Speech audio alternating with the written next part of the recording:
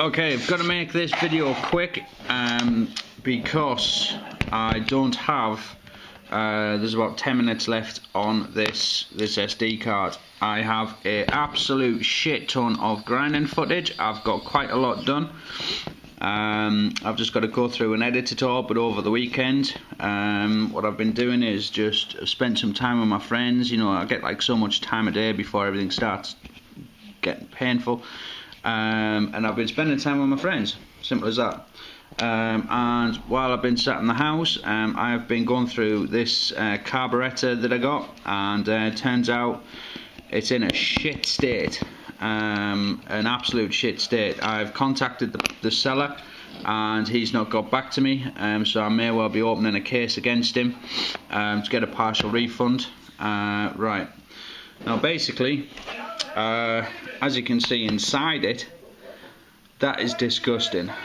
That's inside the carb, that's inside the cover. I have discovered though that it is an MX model, although it doesn't have, there's a part here that's missing, but that's on newer models, but it is an MX model because it does have the choke and the hot start.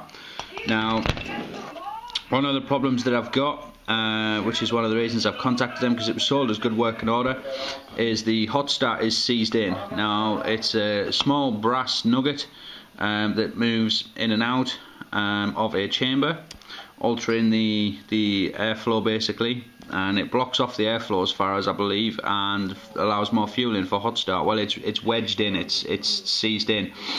Now this is quite a common fault for people that don't use the hot start on lower compression engines, and normally the course of action is to drill this out. I'm going to try everything to avoid that, but it looks like that's something I'm going to have to do, which is a bit frustrating because I was kind of hoping to bolt this on. Now, I decided that it might as well be worthwhile stripping the entire thing down, so I broke apart the central component,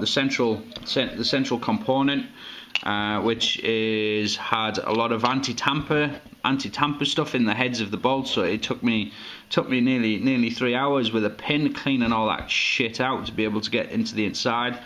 And lo and behold, inside here, what did I find? Now this was a mess in here. I mean, there was all muck, sand, all caked in along here.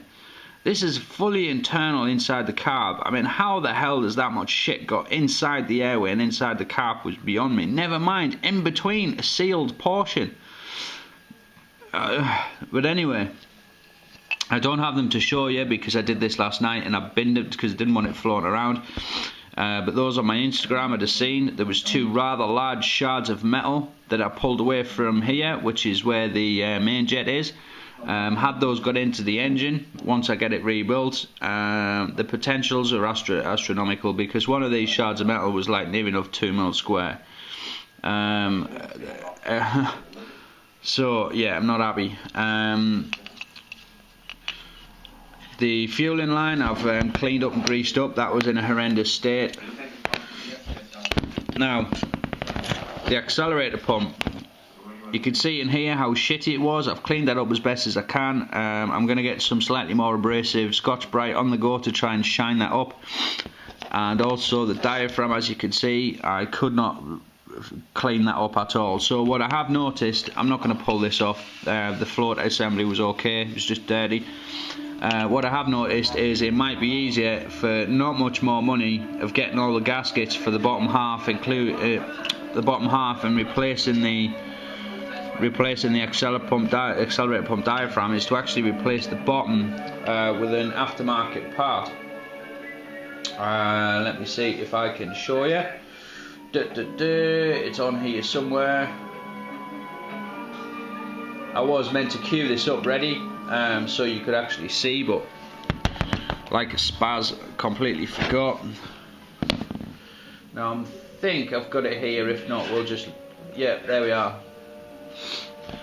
So what it might be worth doing is again, I know I wasn't really expected to spend any more money, especially on a carb, but that is looking like the best option, which is called a Powerball, and it does lots of good things.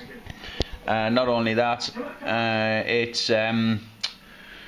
It replaces the accelerator pump with an adjustable version, and of course that would mean it will come with all the new gubbins, the new O-ring, etc. And actually works out at about £15 more than what it's going to be to rebuild to a stock form. So that looks like that. That's going to be the option there. All this now needs cleaning out. All the ports, all the bits and bobs need cleaning out. So I'm going to sit and do that today while I'm sat in the house. Setting the throttle position sensor up is going to be a pain in the arse, because I do believe my bike also runs a throttle position sensor, and the bike may not run properly without it connected. So I might need to find a way of calibrating that, but it just runs like on a timing system on an old engine. It is just rotational, so it shouldn't be too difficult to get a rough sweet spot to then be able to set the carb up and then go back to this and fine tune from there.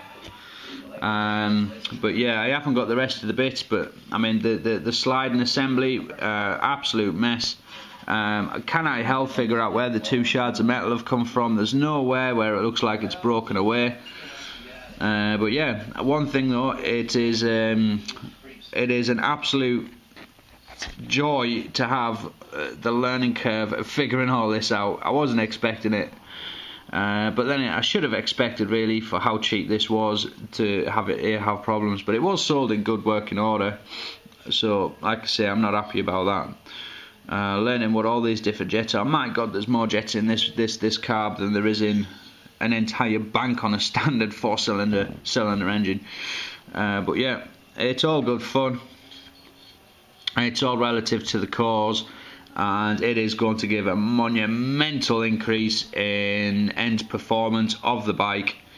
It just means it's going to take much longer due to the costs of having to rebuild it.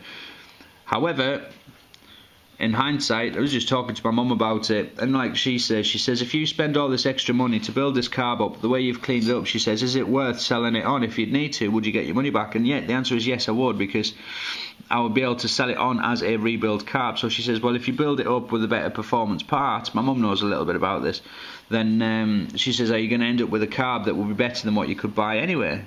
And the answer is yes, so it's worth doing. Now, one thing I do want to ask, if anybody knows, is, and I can't seem to find it on the internet, is how these carbs differentiate between 37, 39 and 41. What part do you measure to differentiate what the difference is between them? If anyone can let me know, I'd be hugely appreciated, because can I bollocks find anything on the internet as to how to actually differentiate between the different carburetors? There are 39. I think this one's a 39mm. It was sold as a 39mm. They are all FCR carburetors by Cayenne. So if anybody could tell me how to differentiate, what part to measure. See, that says 37, but I don't think that's the part to measure. I think it's the amount of movement that the slide moves, but I could be wrong. So if anybody could help me out with that, I'd be massively appreciative. Yeah, you know what I mean, and all that shit. But yeah, so continue cleaning this up. This is going to be the hardest part, because as you can see, yeah, what a mess. I'm just hoping I don't need to replace these thrust bearings in here, because these seem quite hard to find.